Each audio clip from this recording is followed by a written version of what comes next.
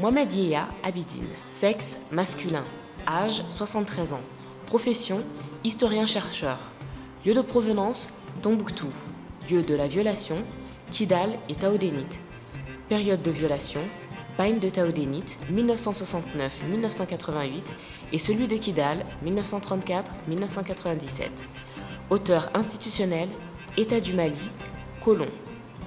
Monsieur Mohamed Yehia Abidine est témoin clé sur l'histoire et le contexte de création des bagnes de Kidal et de Taoudéni. Il connaît bien les conséquences des bagnes sur les prisonniers et sur le pays. Écoutons-le. Bon, vous savez que notre thème d'aujourd'hui, c'est les atteintes au droit à la vie, à l'intégrité physique, meurtre, assassinat, torture et traitement cruel, inhumain ou dégradant. Nous avons choisi les bagnes de Taoudéni et la prison de Kidal pour symboliser cela. Donc on a comment les prisonniers sont traités particulièrement au bagne de Taoudéni. Donc nous avons amené un historien, un spécialiste pour nous parler de ça. Vous avez la parole. Voilà, merci bien. Je suis Mohamed Yehia Abidine. Je suis enseignant à la retraite. Donc, vous m'avez invité pour parler des deux bagnes, là, de Taoudéni et de Kidal. Bon, Taoudéni, le bagne de Taoudéni est une continuité de celui de Kidal. Bon, je veux d'abord amener le problème de Kidal pour revenir à Taoudéni. Kidal a été créé comme bagne en 1934 par le colon. 1934. Et on envoyait là-bas les malfrats de toute l'Afrique, de l'Afrique occidentale française. Ça, c'est le bagne. Bon, avec l'indépendance, le Soudan est devenu Mali, donc le Mali va profiter pour s'en servir pendant à peu près une dizaine d'années, presque. Donc, ça c'est le bagne de Kidal. Bon, maintenant, avec le coup d'État de 68, le 19 novembre 68, on est fini avec le régime de Modibo. Donc, avec le coup d'État de 68, 19 novembre 68, il y aura d'autres militaires, d'autres officiers qui ne seront pas contents de leurs camarades ou bien de leurs jeunes frères qui sont ceux du CMLN. Ils n'étaient pas contents d'eux parce qu'ils les voyaient un peu de brave façon. Donc, ils ont voulu faire un coup d'État. Donc, ils étaient au nombre de 10 à peu près. Ils ont quitté et le plus notable parmi ces officiers ou ces soldats, c'était Dibisilas Diarra.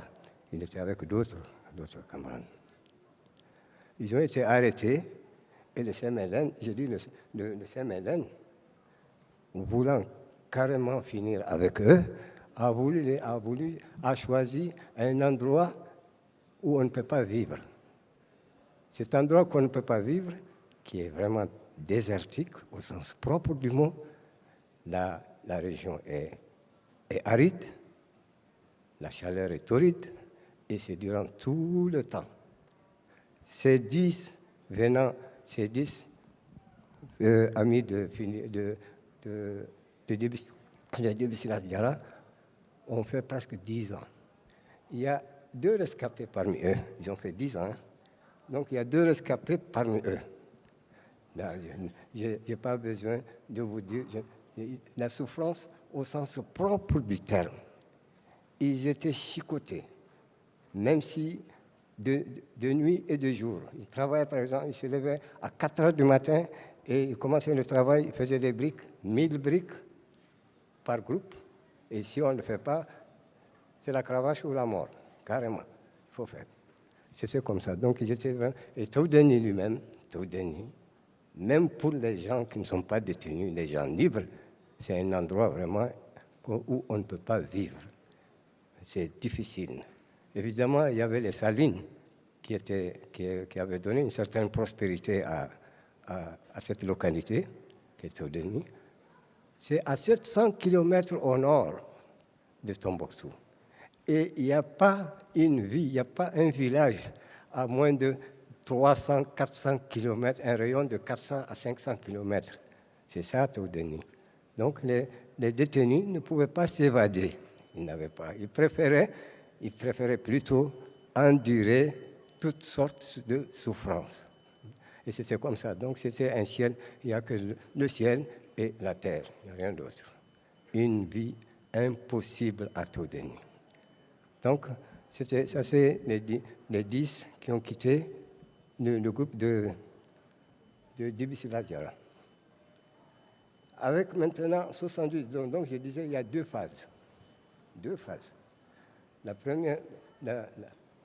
premier groupe, c'est celui de Djiby Sylla Diarra, 10 ans. Ils étaient 10, à peu près 9 ans, quoi. Ils ont fait 10 ans. De 69, avec la création du bagne de Taudeni, que le CMLN a créé. Avec ce bagne-là, il fallait les éliminer. Il fallait les faire disparaître, le CMLN. Il fallait les faire disparaître.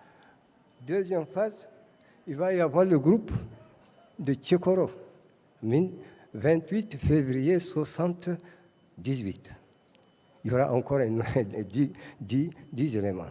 Et parmi ces 20, 10 de Djiby Sylla Diarra et 10 encore il n'y aura pas de retour, il n'y aura que 2 rescapés. 2 rescapés.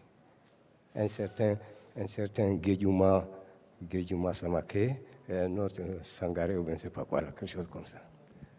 Donc, vraiment,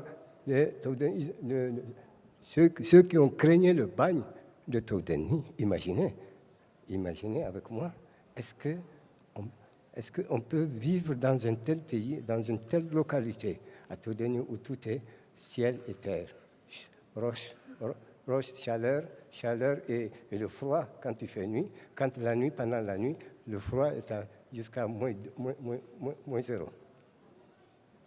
Le froid, la nuit.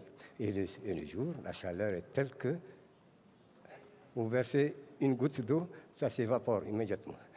Immédiatement sur le sol. Ça, c'était Taudeni. Et c'est dans la zone, l'une des régions les plus arides au monde. Parce que ça se trouve à la frontière avec l'Algérie. C'est l'une des régions les plus arides. Donc, les détenus, on ne peut pas qualifier, on ne peut pas déterminer, c'est-à-dire vous donner exactement leur degré de souffrance. La souffrance. Ils souffrent. Quand quelqu'un se blesse, on vient, on le tape sur la blessure et on dit qu'il est guéri. Et s'il ne se lève pas, on le met. Et il y avait ceux qui meurent, ils n'ont pas droit à un cimetière ordinaire, comme les autres. On leur donne un autre cimetière, à 300 mètres du cimetière de Taudeni. Donc on les amène là-bas, ou bien quelquefois on les laisse avec les oiseaux, ou bien des choses comme ça. Donc je n'ai pas beaucoup de choses à vous dire qui n'a pas été déjà relaté sur Taudeni. Le bagne de Taudeni, c'est un bagne qui va là-bas pour ne plus revenir. Mais heureusement, il y a eu 2 rescapés, c'est tout. Voilà. Portez-vous. Vraiment, nous vous remercions infiniment pour cette présentation. Je pense que Taudeni symbolise vraiment la maltraitance. Et heureusement qu'aujourd'hui, Taudeni est une région. Et je crois que les enfants de Taudeni veulent changer, en faire plutôt un lieu économique. Mais je souhaite, c'est un rêve personnel que Taudeni, qu'on puisse reconstruire le fort, le fameux fort qu'on avait, Fort Niantao, en faire un musée ou un lieu de mémoire que les militants des droits de l'homme puissent visiter comme la chose à ne plus faire au Mali. Bon, oui, je vais vous dire quelque chose quand même sur Taudeni aussi. C'est que Taudeni a été un peu prospère depuis le XVIe siècle, avec les Salines. Les Salines qui représentaient qui représentait le commerce principal, le trafic principal des azalaïs.